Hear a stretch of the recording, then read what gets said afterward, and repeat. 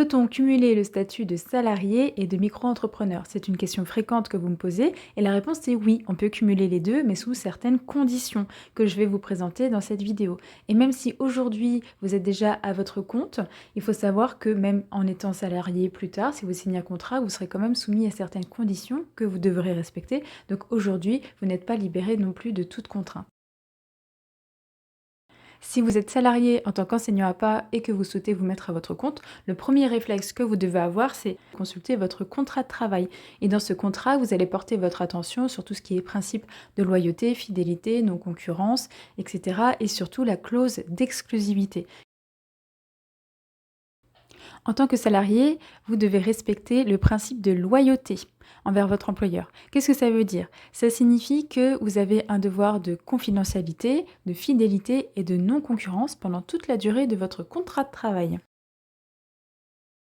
La confidentialité, on l'appelle aussi clause de discrétion. L'objectif, c'est de protéger le bon fonctionnement de l'entreprise dans laquelle vous travaillez. Et là, le principe est plus que simple. Vous ne devez pas divulguer d'informations confidentielles qui pourraient nuire au bon fonctionnement de l'entreprise pour laquelle vous travaillez.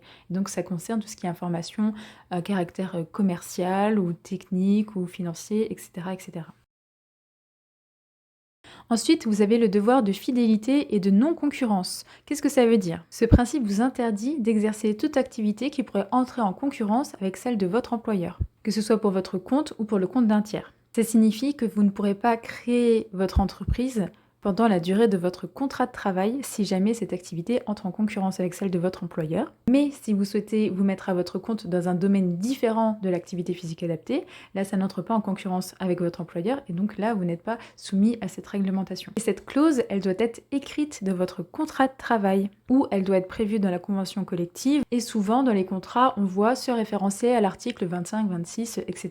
de la fonction publique. Donc là aussi, vous devez donc consulter votre contrat mais aussi consulter les réglementations de la fonction publique. La clause de non-concurrence doit respecter 4 principes. Premièrement, elle doit être limitée dans le temps.